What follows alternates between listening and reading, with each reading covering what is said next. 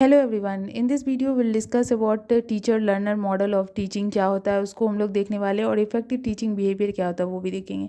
तो सबसे पहले आप जानते हो टीचिंग जो है वो ट्राइडिक मॉडल है जिसमें टीचर स्टूडेंट और कैरिकुलम आता है या सब्जेक्ट मैटर कुछ भी कह सकते हो जो फ्रेमवर्क होता है वो चीज़ को इंक्लूड किया गया।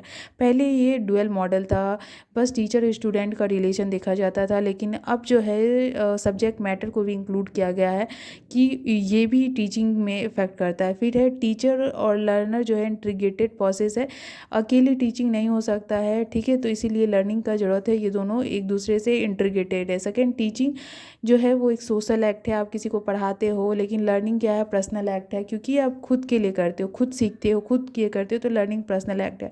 Teacher cannot take place without learner while learner can learn even without teacher. आप टीचिंग मतलब क्या, आप किसी को सिखा रहे हो, उसके लिए स्टूडेंट ज़रूरी है। तो टीचर नहीं हो सकता है अकेले में, टीचिंग नहीं हो सकता है, लेकिन लर्निंग हो सकता है, आप अकेले भी लर्न कर सकते हो। Teaching is like a selling, teaching है कि आप कुछ बेच रहे हो, और लर्निंग क्या है, आप कुछ खरीद रहे हो। Teaching influence directly toward learner while learning usually toward one self. Teaching जो है वो इन्फ्लुएंस करता है लर्नर को, लेकिन लर्नर है वो खुद को लर्निंग करके इन्फ्लुएंस करता है। तो सेकंड है इफ़ेक्टिव टीचिंग बिहेवियर क्या है। की और हेल्पिंग दो बिहेवियर है जिसको हम लोग को देखना है। की बिहेवियर में आ जाता है लेसन क्लियरिटी, आपको लेसन का क्लियरिटी होना चाहिए कि आप क्या पढ़ाने जा रहे हो उस हिसाब से।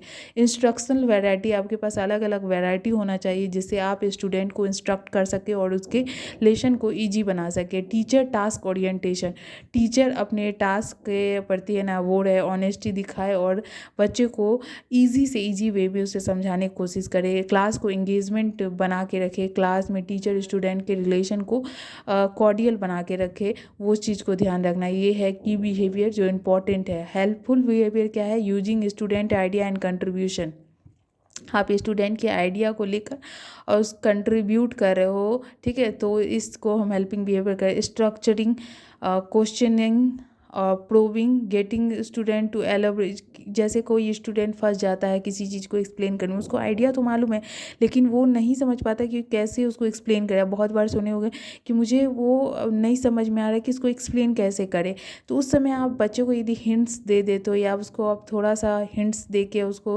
है ना हेल्प करते हो तो वो अच्छे से समझा पाता है। उसी को प्रोबिंग करते, हेल्प करना।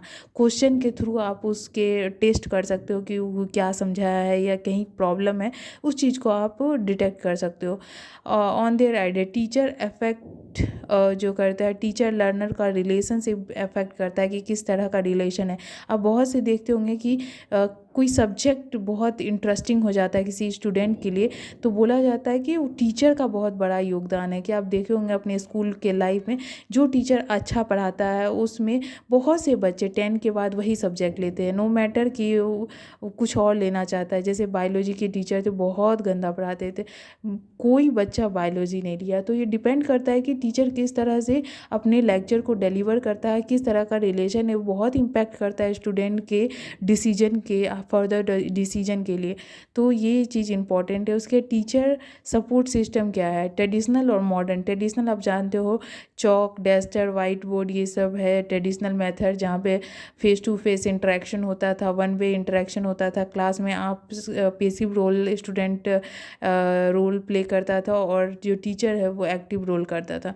तो इस चीज़ को आप ध्यान रखो। मॉडर्न में क्या है, ऐसा नहीं है, कोऑपरेटिव यहाँ पे होता है, कोऑर्डिनेशन होता है। यहाँ पे टीचर स्टूडेंट सेंटर पे ज़्यादा फोकस किया जाता है, मॉडर्न लर्नर सेंटर पे ज़्यादा फोकस किया जाता है। ब्रेन स्टॉर्मिंग, नए नए आइडिया को जनरेट करने के लिए मोटिवेट किया जाता है। ग्रुप डिस्कशन यहाँ पे ना प्रमोट किया जाता है।